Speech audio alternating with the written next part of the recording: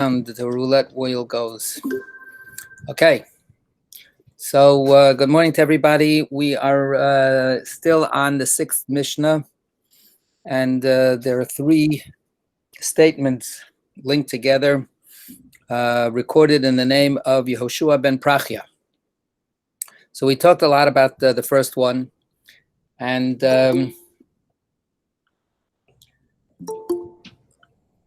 the truth is I shared a story with somebody, and I don't remember, with some group, and I don't remember which group I shared it with. So maybe I shared it with this group already. Did I tell a story last time about Reb Shimon Shkop? Anybody remember that? It's a name that if you heard it, you would remember it, right? So no, Lou is saying no. So therefore, that means that we didn't. If he says no, then we definitely didn't talk about it. So I wanted to just give two stories, and in a certain sense, they're a little bit coming at the topic from two separate directions. When we say Aseh Lecha Rav, so the next phrase will be Uknei Lecha Chaver. The verbs are different. First one is Aseh Lecha Rav, which make for yourself a master. The second one is acquire for yourself a friend. And we'll get to the friend part today, I hope. But actually, the idea of making a master for yourself. Part of what we discussed last time was that this requires a certain act of choice on the part of the somebody used. Yeah, thank you, Sarita. So to make a person your master has that paradoxical part of voluntary choice. At the same time that you are accepting somebody then that has a certain amount of standing and even authority over you. So the authority is freely chosen, so to speak, but then the authority exists as authority. And that's, in certain senses, we see that, for instance, in democracies, right? You freely choose somebody to be your president, if I could say such a thing. So the first story I want to tell is a story about two very great rabbis. And the rabbi that we start with is Rabbi Chaim Soloveitchik. So he has a name that some people have heard already. The name Soloveitchik is a name of a distinguished rabbinic dynasty. And Rabbi Chaim Soloveitchik was the son of a very illustrious rabbi whose name was Yosef Ber Soloveitchik, who lived in the middle of the 19th century. Rabbi Chaim Soloveitchik lived at the second half of the 19th century. He died in 1918. He was the grandfather of Rabbi Yosef Dov Soloveitchik, who became the famous rabbi of modern Orthodoxy and a great teacher at Yeshiva University. He was my teacher. And his legacy continues. So Reb Chaim Soloveitchik, also known as Reb Chaim, was considered one in a generation. He was considered brilliant and was really revered. But his main focus was to be an analytic thinker and teacher. So the story is that one time there was a problem that came out in his community. He was the rabbi of a town called Brisk, besides being a head of a yeshiva. And he didn't want to decide the matter on his own. And at the same time, there was a rabbi who was considered the greatest halachic decisor of his generation. So he didn't run a yeshiva, he didn't give Talmud lessons, but he was the go-to person all over Europe. When people had hard questions to answer, they sent the question to him, and he would write the responsum. He would write the tshuva. So this was Sheilot u'tshuvot, Shailas u'tshuvas, questions and answers. And he was considered the Meishiv Hador, the one who gave the answers for the entire generation. More recently, in contemporary times, Rabbi Moshe Feinstein was that figure. And he lived at the same time as Rabbi Yosef Dov Soloveitchik, Yoshe Ber Soloveitchik. Rabbi Soloveitchik was considered, his expertise was the academic, so to speak, analytic approach to Talmud. And Moshe Feinstein was considered the one that you go to when you just need a definitive answer for something. So at that time, it was Rabbi Yitzchak Elchanan Spector, and he was the decisor. He was the one who gave the decisions at that period. So this question came up for Reb Chaim, and Reb Chaim sent a telegram to Rabbi Yitzchak Elchanan, and he said, I'd like you to decide this question. It's a very complicated question. I would like you to decide this question, and please do not send me any of your argumentation or reasoning. Just send me the decision.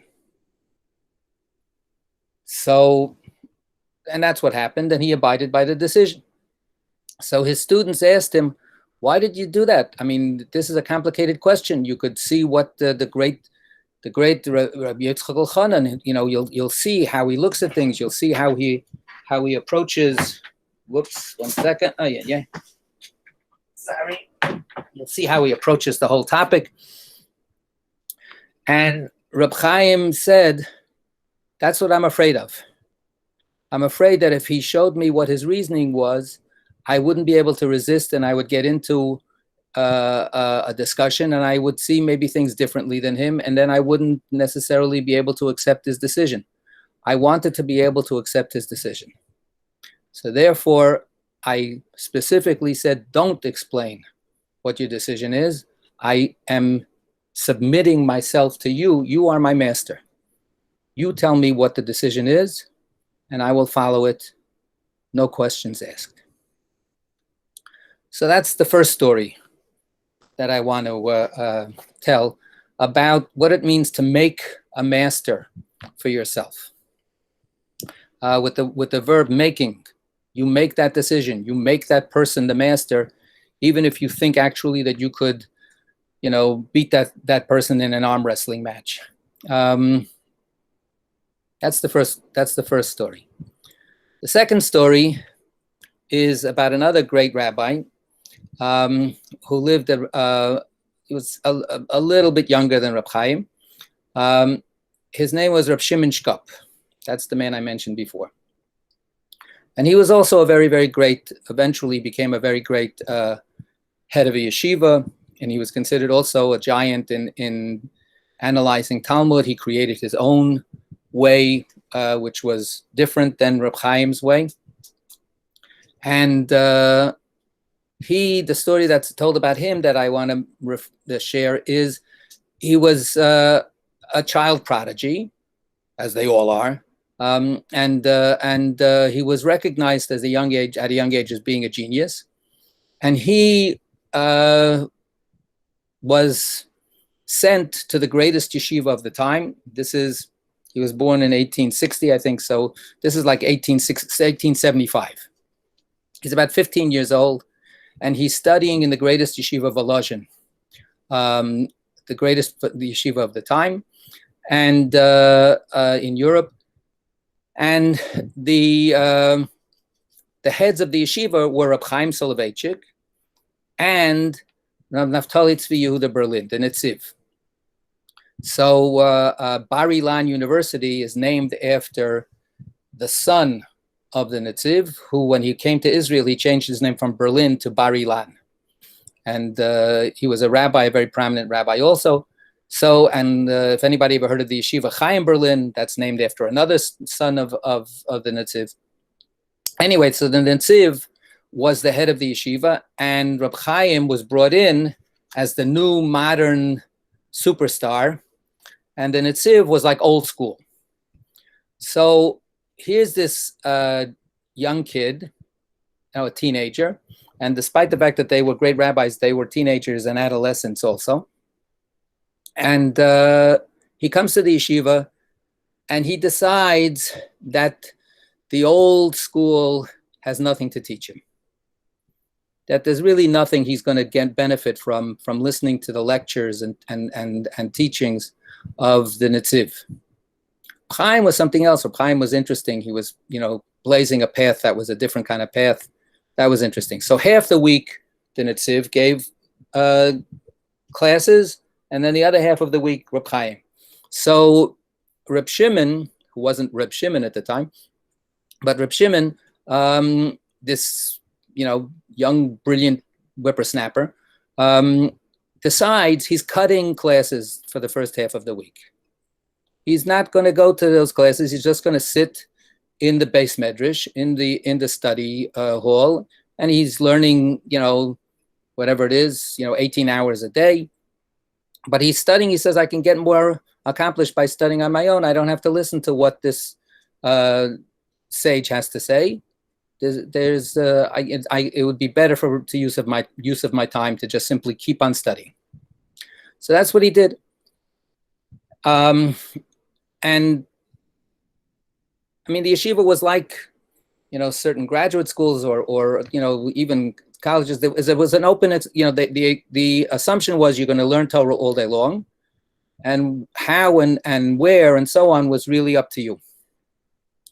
So anyway, Reb Shimon is doing this, and then the story goes that one time it's late at night. He's burning the candle at both ends. He's in the study hall, and the Netziv walks in. So the Netziv, the head of the yeshiva, is coming in to see how the students are doing, look over how the studies are going, and young Shimon Shkop is sitting there, and he's learning, and he's completely cut this rabbi's class, but he's a teenager. He has no shame. So he goes over to the Netziv and he says, "Excuse me, I'm studying this Gemara, and the commentary by the Rashbam on this Gemara, I just cannot understand it. Can you please explain it to me?" And the Netziv says, that Rashbam, that commentary, from the time I was young, I couldn't understand what that commentary was driving at. I asked everybody to explain it to me, and nobody could explain it to me. I went and I threw myself on the graves of the saints, of the tzaddikim, and I prayed to God to help me understand that Rashbam. And to this day, I don't understand that Rashbam. I don't understand it. And Reb Shimon at that point said, okay, I have to go study with this man. I must sit by the feet of this man. This man is now my master. And he made him his master. You can draw whatever implications you want. Was it because he was so impressed by how devoted and to what extremes he went to try to understand? Was he impressed by the fact that this rabbi admitted that he didn't understand? Whatever it was, that was a make yourself a master. Make yourself a master. So, okay, before we go on to the next thing, anybody want to chime in? Good. Okay, so the next phrase, uknei lecha chaver. Uknei lecha chaver means acquire for yourself a comrade, a friend. You could say it in maybe a little more gross language. Buy a friend. Buy for yourself a friend. So the choice of a different verb of how you get to have a friend is remarked by all the commentators. So what do we say? What's the difference? The choice of the verb seems to reflect the fact that we have two different kinds of relationship. The relationship of a student to a master, or a disciple to a master, and a friend to a friend. So how do we distinguish between those kinds of relationships? What's this friend relationship? And how is it different? And then why would we use maybe a different verb to talk about getting a friend? Well, A friend you would see more as your equal, and you might challenge that person on every step of the way, but you wouldn't do that with the master. You wouldn't challenge the master? You would, but you wouldn't treat him like an equal. You would be at his feet, metaphorically speaking. Okay. Your friend, you're not at his feet. You're equals. Anybody else? John? I think a master also is going to tell you things that you don't always agree with, and things that are much more challenging to you that you would not accept as much from a friend. Like you might even hear things you totally disagree with, but you're going to accept them because you've made this decision. That at the end of that process, there's something that will come of it. You can't have a friend that you disagree with? Yeah, you can, but I'm just saying though, you may. It's not the same devotion, I think, to what a friend says. Like if you've decided this person knows everything about something, you're going to accept what they say. You're not going to. I don't even know if you're going to challenge it. You're going to accept it and try to understand it, but you're not going to try to tear it down or challenge it. I think it's different. Yeah. It's not Yeah. So that's what John said was interesting. When I teach, and I'm not, I do let my students know that they might disagree with some things that I teach them, and that if they do, they should let me know, but they should also have a reason. They should be able to provide me with their thinking, not just, oh, I don't like what you're saying. So that was one comment I had, but what I had wanted to comment on is the difference in this. I see this as about active learning, that you're hearing about stuff, and hearing it from the master would be one way to hear about things. But if you don't engage with that material and discuss it, you really won't acquire that deeper learning. And that's what the companion, having someone that you can do that with, that you can actively engage with, and Lou was saying negotiate with, is a way of really internalizing it and thinking about it and coming away with more. And just hearing it from the master might not do that for you. So I think both relationships are important. Okay. Does the area of life that we're involved in, is it identical in both relationships? If we're just talking about learning, so that's a common area of life. So I learn a certain way from a master. I learn a certain way from a friend, a companion. Are there other ways of parts of my life that don't overlap between one and the other? Is there a need for friendship that has nothing to do with learning? Yes. Yeah. I mean, your personal life, how you, sort of how you share your personal life is going to be very, very different with your companion, and you might not do that at all, so that the master might not see that side of you at all. Yeah, John. I think the idea of companionship is not part of the master relationship. I think in fact, it could ruin it.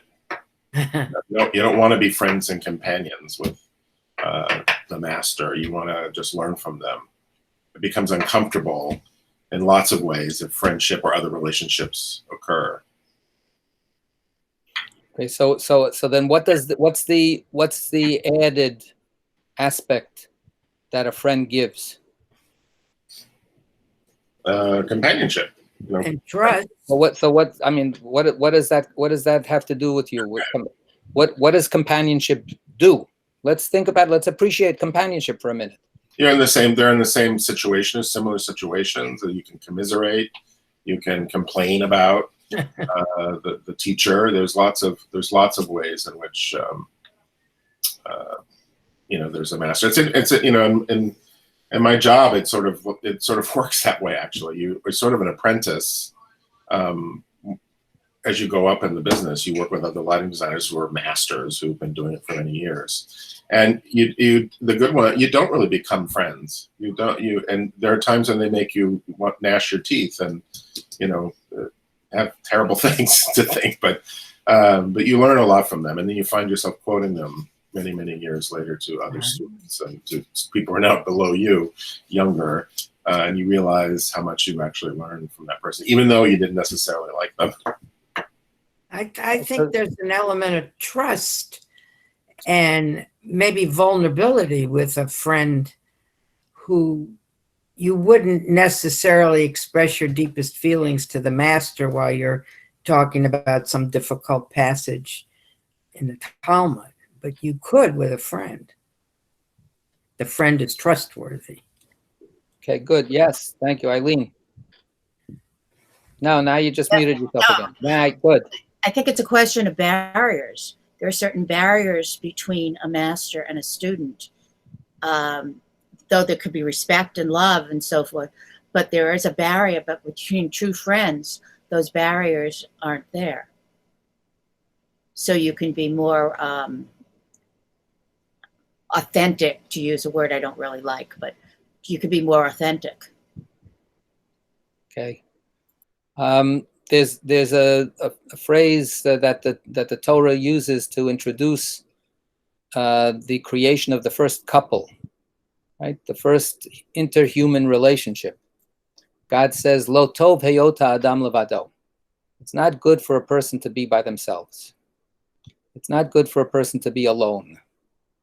And of course, that's the prelude to the creation of Adam and Eve as partners, as life partners together, with all of that. But the first part of it is about aloneness, about being alone. It's not good to be alone. So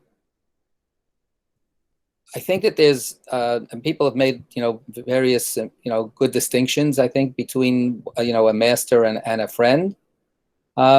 Usually, we also have an age difference, right? That is significant.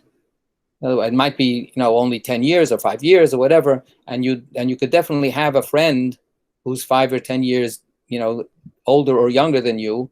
Nevertheless, the master disciple relationship has something to do with some hierarchical idea, which usually has to do with the fact that the master has a head start on you, and has spent more time at this point in your life than you have in the discipline, in the study, in the practice of whatever it is that you're trying to learn. And friends are the people who are in some way or another your contemporaries, right? Most of the time. So there's a different kind of time experience that friends share that is not what happens usually. All of these are generalizations with the master and the disciple. Although in certain hierarchical systems, you can have a guru who's 10 years old and the disciple can be 50, but that's usually not the way it works. So there's a certain kind of sharing of life experience that happens between friends that is not possible with a master, or for instance, let's say a parent and their child. Right? Parents these days, a lot of times they say, "I want to be your friend." Sarita is vigorously shaking her head. I agree. I think that's not the best way of thinking about how your relationship should develop. There's a certain distance that comes from the fact that you're the parent and you are not, whatever age your child is. Even when your child is 50, you're not 50. You're hopefully a few years older. More than just a couple of years older. And the life experience that you've had, is literally a generation away. So yeah, Josie. I think one of the problems in this current virus situation is the problem of aloneness and distance from friends. Yeah, Josie, I was actually going to say something about that too. Yeah. I worry with my new students, the ones who are entering our program. How are they going to forge those companionships when everything is online? And how can we build in some way for them to get to know each other, to really feel supported? And I think that's the issue that's coming up for trying to get kids back to school. Also, is that they're really missing out on that. Right. So there's a certain kind of open-endedness in creating friendships, which is not there in terms of master-disciple. Because master-disciple has these distinctions already built in, right? You're the professor, the disciple is not. Now, you've been in the field for 30 years, the disciple is just starting out. You are recognized. How did I find out that you're such a great scholar, or a great doctor, or a great lawyer, or a great bricklayer, or whatever it is? Because you're recognized as such. Everybody knows that you're you're really top of the line. Again, big generalities. You can find a master sometimes who's really unknown, but there's a lot of that kind of recognition involved that deals with some kind of hierarchical distinction. With friends, theoretically, we're talking about equals. And with equals, there needs to be some kind of shared experience that brings you together.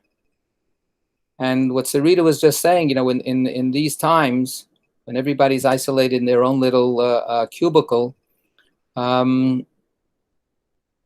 breaking out of that isolation, making friendships. If you don't already have a friendship, which you can hopefully, depend on and keep going despite everything, you Zoom together, or you call each other, or at least even in your own mind, at least you have that friendship to be with you. If you don't have that yet, how do you forge the friendship? That's the word that Sarita just used. In this Mishnah, that's the word that's used is, how do you acquire it? How do you get it?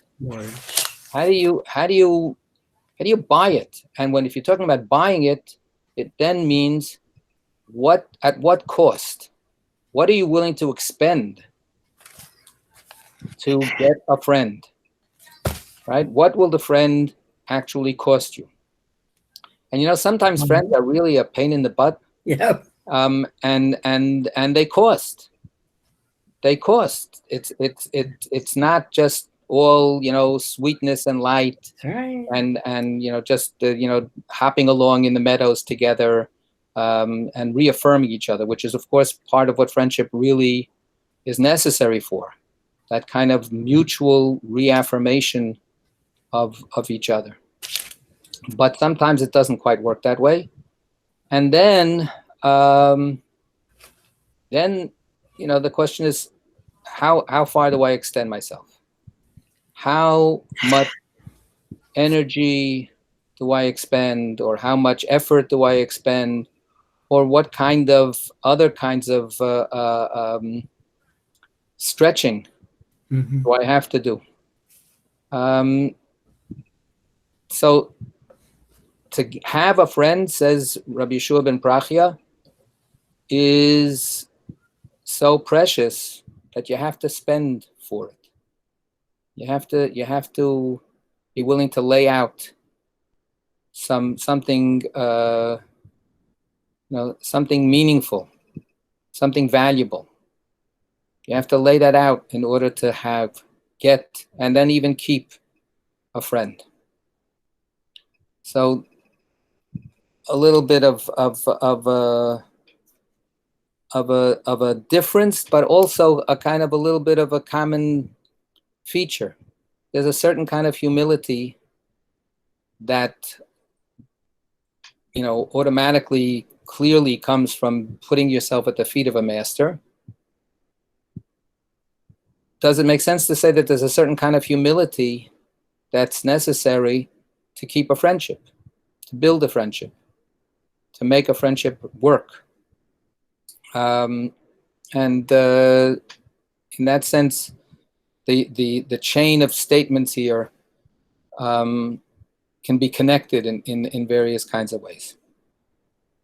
All right, we're going to stop here. We have the last the last phrase to look at next week.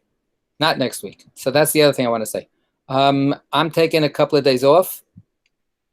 So I'm going to be not giving classes next Sunday and the Sunday after, which is, I think, right? Hold on a second. Today is the 12th, right? Right. So the 19th and the 26th, we will not have Bitesize, and we won't have Talmud. So I look forward to seeing everybody the Sunday after that. Okay? Take care. Thank you. Asher Koach, everyone. Thank you, Rabbi. This thing is not helping me out here. Good. Okay, stop recording. Okay, sei gesund.